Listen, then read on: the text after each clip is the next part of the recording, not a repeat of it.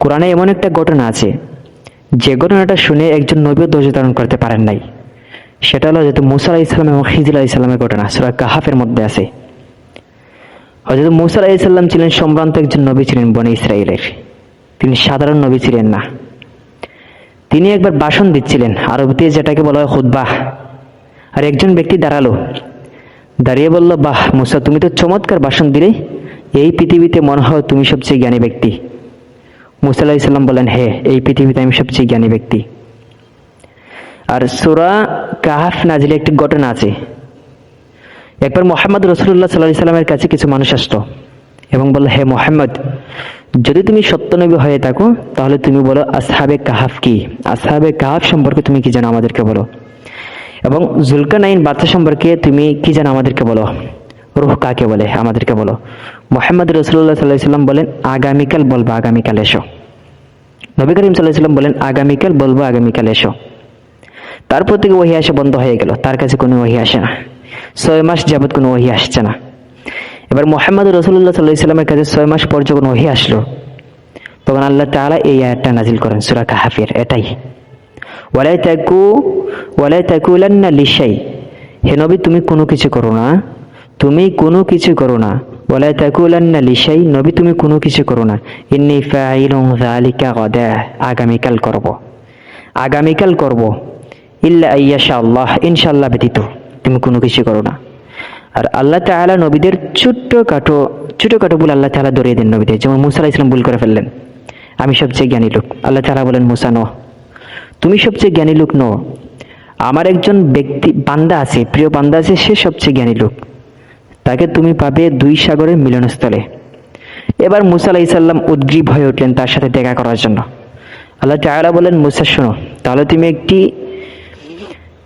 মৃত মাছ নাও এবং একটি ঝুড়ি নাও, ঝুড়ির মধ্যে মৃত মাছগুলো রাখো এবং তুমি চলো, এবং একজন মানুষকে নাও, একজন যুবককে নাও, সাহায্যকারী নাও। এবার মূসা আলাইহিস সালাম একজন সাহায্যকারী, একজন যুবককে নিলেন। ওই যুবকের নাম হচ্ছে ইউশা বিন নুন। তাকে নিয়ে চলতে লাগলেন। এবার মূসা আলাইহিস সালাম বলছেন, আমি সফর করতেই থাকবো, আমি সফর করতেই থাকবো, যদি যুগ যুগ ধরে সফর করতে হয়। সুবহানাল্লাহ। ইলম শিক্ষা করা, জ্ঞান শিক্ষা করা এত সহজ নয়। ঘরে বসে নিজে নিজে জ্ঞান শিক্ষা করা যায় না, ইলম শিক্ষা করা যায় না, উস্তাদের সহবতে যেতে হয়। যেমন মূসা আলাইহিস সালাম ইলম শিক্ষা করতে, জ্ঞান শিক্ষা করতে অনেক পথ পাড়ি দিচ্ছেন। আর ইলম শিক্ষা করতে গেলে অনেক পথ পাড়ি দিতে হবে, এটাই বাস্তব। একা একা ইলম শিক্ষা করা যায় না। মূসা আলাইহিস সালাম তাই করলেন। এবার তিনি পথ শুরু করলেন। চলতে চলতে 2 সাগরের মিলনস্থলে তিনি গিয়ে পৌঁছানোর পর ইউশা বিন নুন দেখলেন মাছগুলো চলে গিয়েছে।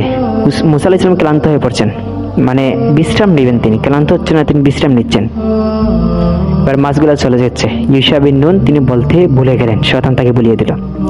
যখন আমরা আল্লাহ তাআলা এবং নবী করিম সাল্লাল্লাহু আলাইহি ওয়াসাল্লামের পথে চলবো, শয়তান আমাদেরকে পথ ভুল করিয়ে দিবে, ভুল পথ দেখিয়ে দিবে, আমাদেরকে ভুল করাবেই শয়তান।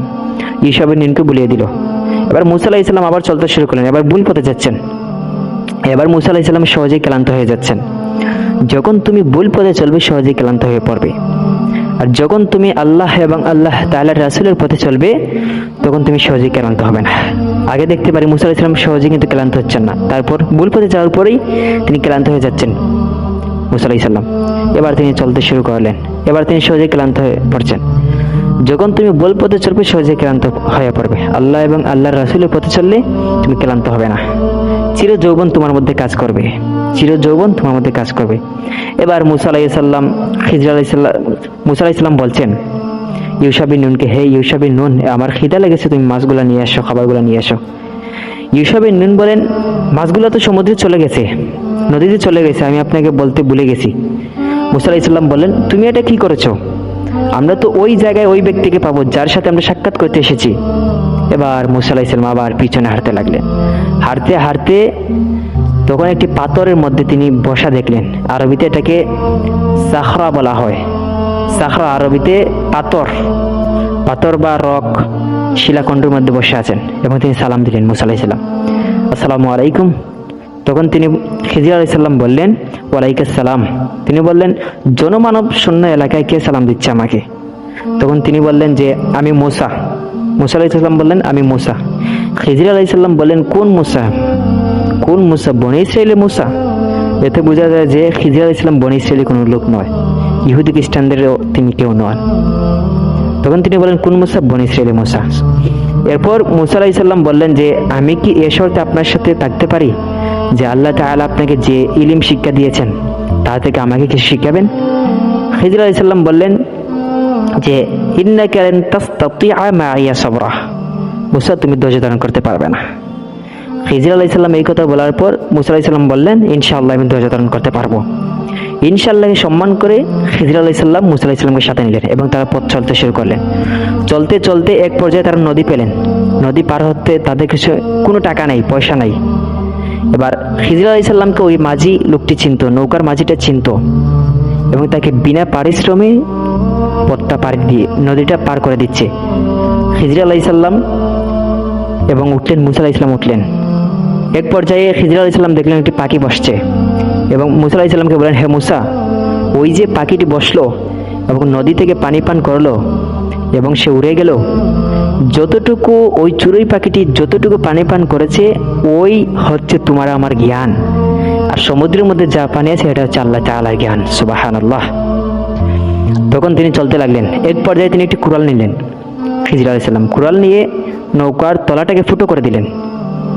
ফুটো করে দেওয়ার পর মুসা আলাইহিস সালাম বলছে, তুমি এটা কি করলে? যে ব্যক্তি আমাদেরকে বিনা পারিশ্রমিকে আমাদেরকে পার করে দিচ্ছিল, সফর করে দিচ্ছিল, আর তুমি তার নৌকাটাকে ফুটো করে দিলে, তুমি তো এটা অপরাধ করলে। এবার খিজির আলাইহিস সালাম বলেন আলাম আকুল্লাকা ইন্নাকা লান তাসতাতিআ মাইয়া সাবরা, মুসা আমি কি তোমাকে বলিনি মুসা তুমি ধৈর্য ধারণ করতে পারবে না? এবার মুসা আলাইহিস সালাম বলেন যে আমার ভুল হয়ে গেছে, আমি ভুলে গিয়েছি, আপনি আমাকে মাফ করে দেন। এবার তিনি মাফ করে দিলেন। এবার আবার চলতে শুরু করলেন। চলতে শুরু করার পর তখন তিনি এক পর্যায়ে একজন শিশুকে দেখলেন। আল্লাহ তাআলা তাকে আদেশ দিলেন, ওকে তিনি হত্যা করে ফেললেন। মুসা আলাইহিস সালাম বলেন, এ কি করছো তুমি? বিনা দোষে তুমি এই শিশুটাকে হত্যা করে ফেললে। আর ওই শিশুটাকে কোরআন বলছে গোলামান ফাগাফারা। তখন এই শিশুটাকে হত্যা করলেন। মুসা আলাইহিস সালাম তো রেগে গেলেন, বলেন তুমি বিনা কারণে এই শিশুটাকে নির্দোষ শিশুটাকে তুমি হত্যা করে ফেললে। আবার খিজির আলাইহিস সালাম বলছেন, আলাম আকুল লাকা ইন্নাকা লান তাসতাতিআ মাইয়া সাবরা, আমি কি তোমাকে বলিনি মুসা তুমি ধৈর্য ধারণ করতে পারবে না? এবার মুসা আলাইহিস সালাম বলছেন, আবার আমার ভুল হয়ে গেছে। এবার তিনি শেষবারের মতো বললেন, আর আমার হবে না, আপনি এইবারের মতো আমাকে ক্ষমা করে দেন, আর যদি ভুল হয় আপনার সাথে আমাকে নিয়েন না। এবার তিনি চলতে লাগলেন। চলতে চলতে এক পর্যায়ে তারা ক্ষুধার্ত এবং একটা বাড়ির মধ্যে গেলেন, একটি এলাকার মধ্যে গেলেন খাবারের জন্য। আর ওই এলাকাটা হচ্ছে আমাদের এলাকার মতো, যারা আমরা মেহমানদারি একেবারেই পছন্দ করি না, আমরা নাকুশ হই। আর মেহমান কিন্তু তোমার রিজিকে বাগ বসাতে আসেনি, তার রিজিক সে নিয়ে আসে। আল্লাহ তাআলা নবী বলছেন, যে ব্যক্তি মেহমানদারি করাবে আল্লাহ তাআলা তার রিজিকে বরকত দিবেন, রিজিকটা বাড়িয়ে দিবেন। আর আমরা ইব্রাহিম আলাইহিস সালাম তাই করতেন, তিনি মেহমান ছাড়া তিনি খাবার খেতেন না। ইব্রাহিম আলাইহিস সালাম মেহমান ছাড়া খাবার খেতেন না, এটা আমরা জানি, এটা অন্যদিন বলবো। তখন একটি এলাকার মধ্যে গেলেন, তাদেরকে খাবার খাওয়াতে নিষেধ করে দিল, তাদেরকে একটুও খাবার দিল না, পানিও দিল না তাদেরকে। এবার খিজির আলাইহিস সালাম দেখলেন যে একটি দেওয়াল ধসে পড়ে আছে। তখন তিনি এই দেওয়ালটাকে বিনা পারিশ্রমিকে উঁচু করে দিচ্ছেন, নির্মাণ করে দিচ্ছেন। এবার মুসা আলাইহিস সালাম আরো রেগে গেলেন, বললেন যে এরা আমাদেরকে মেহমানদারি করালো না, কোনো খাবারও দিল না, বিনা পারিশ্রমিকে তুমি এদের দেওয়ালটাকে নির্মাণ করে দিচ্ছ, তুমি তো কিছু পারিশ্রমিক নিতে পারতে এর জন্য।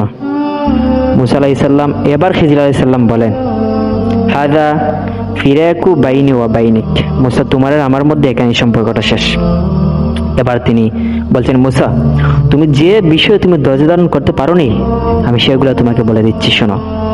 এক নম্বরে আমি এই নৌকাটাকে ফুটো করে দিয়েছি এই জন্য, যদি আমি নৌকাটাকে ফুটো করে না দিতাম তাহলে আমাদের পিছনে জলদস্যু ছিল, ওরা নৌকাটাকে ছিনিয়ে নিত। বালু নৌকা দেখলে এরা ছিনিয়ে নেয়, তাই জন্য আমি ফুটো করে দিয়েছি। আর তোমার কাছে লাগছে যে আমি এটাকে তার ক্ষতি করেছি, কিন্তু এক পর্যায়ে তারা আমি ভালো করেছি, এটা তুমি বুঝতে পারো নাই।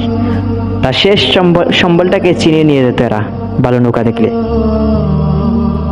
2 নম্বর তিনি বললেন, আমি এই শিশুটাকে হত্যা করেছি, আল্লাহ তাআলা আমাকে জানিয়ে দিয়েছেন ওই শিশুটা বড় হলে অনেক বড় কাফের হতো এবং তার মা বাবাকেও কাফের বানাতো, এলাকার মানুষকেও কাফের বানাতো, এই জন্য আমি তাকে হত্যা করেছি, আল্লাহ তাআলা আমাকে আদেশ দিয়েছেন।